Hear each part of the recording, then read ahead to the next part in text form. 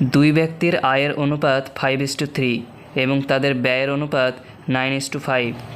যদি তারা যথাক্রমে 1300 টাকা এবং 900 টাকা সঞ্চয় করে তাহলে তাদের আয় কত? এক্ষেত্রে আমরা যেটা করব, তাদের আয় ধরে নেব 5x আর 3x। আয় থেকে যদি সঞ্চয় বাদ দেওয়া হয় তাহলে পাবো ব্যয়।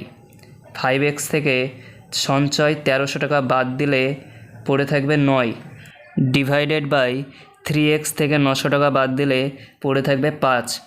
এখান থেকে x এর মান বের করতে হবে। 3 9 27x মাইনাস 9 9 81 8100 সমান 5 5 25x মাইনাস 5 13 65 6500। 27x থেকে 25x বাদ দিলে হবে 2x সমান 8100কে ওদিকে নিয়ে গেলে যোগ হবে, অতএব 8100 থেকে 6500 বাদ দিলে হবে 1600, অতএব x এর মান হবে 800। x এর মান পেলাম 800। তাহলে তাদের আয় হবে 5x সমান 5 গুণিত 800 সমান 4000 টাকা,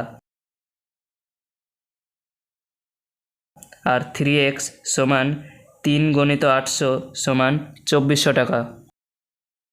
একটি ব্যাগে 384টি মুদ্রা আছে।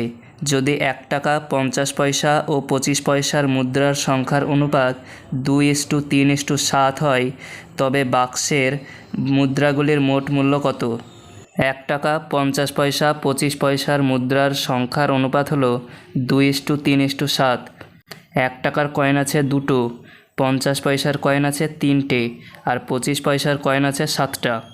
1 টাকার কয়েন আছে 2টো, তাহলে তার ভ্যালু হবে 2 টাকা। 50 পয়সার কয়েন আছে 3টে, তাহলে তার ভ্যালু হবে 1 টাকা 50 পয়সা। 25 পয়সার কয়েন আছে 7টা, তাহলে তার ভ্যালু হবে 1 টাকা 75 পয়সা।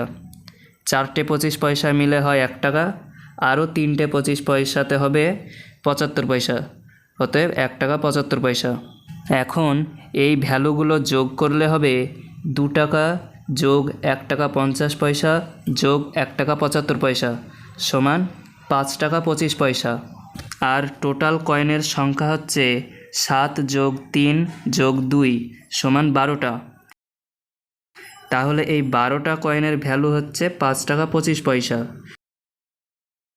তাহলে 384টি কয়েনের ভ্যালু হবে 5 টাকা 25 পয়সা ডিভাইডেড বাই 12 গণিত 384। এটা কাটাকুটি করলে হবে 168 টাকা।